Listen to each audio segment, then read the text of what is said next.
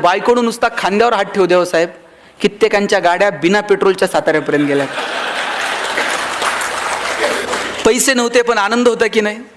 आता एसी गाड्यांमधून नवरा बायको फिरतात.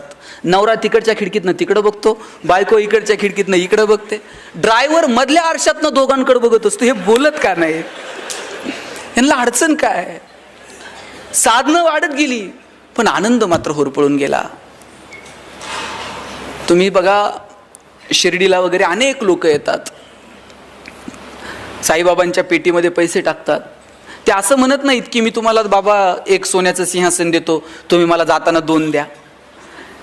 त्याच्याकडे 2 पण घ्यायची कॅपॅसिटी आहे. पण हे बाबांना काय म्हणते माहिती आहे का? बाबा मी एवढे पैसे टाकलेत, रात्रीची झोप येऊ दे म्हणते मला. कित्येकांना झोप नाही आहे रात्रीची. आमच्याकडे एकाला झोप येत नव्हती, त्यानं सगळे डॉक्टर केले पण झोप काही आहे ना. डॉक्टरला म्हणलं डॉक्टर काही करा, पण डॉक्टर म्हणले बाबा माझे इलाज संपले, तू आणखी दुसरा डॉक्टर बघ. कंटाळला आणि घरी निघाला होता आणि रस्त्याला एक महाराज बसलेले होते. महाराजांचे जाऊन पाय धरले. महाराज म्हणले तुला झोप येत नाही, मी काय करू बाबा? नाही म्हणला सगळे डॉक्टर झाले, महाराज काहीतरी उपाय सांगा. महाराज म्हणले आता कुठे याच्या नादी लागता?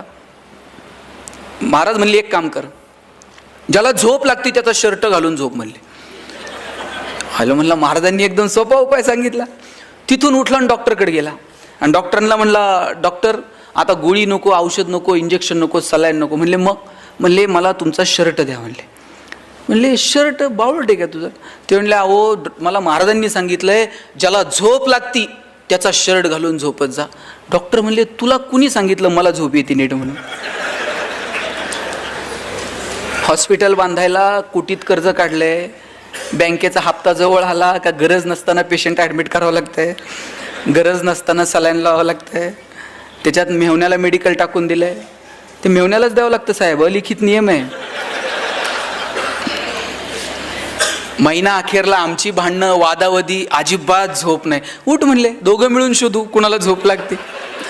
दोघं मिळून एका इंजिनियरकडे गेले. म्हणले बाबा तुला झोप येते का? इंजिनियर म्हणला 6 महिने झाले पालिकेत बिल अडकलंय, ह्या टेबल. उठ म्हणले चल.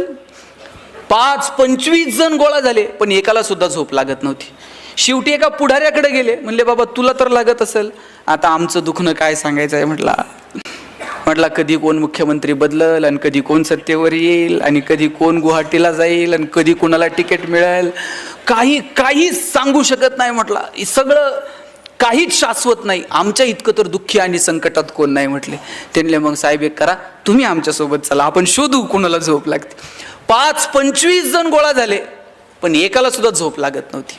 शेवटी सगळेजण दमले आणि एका शेताच्या बांधावर जाऊन बसले.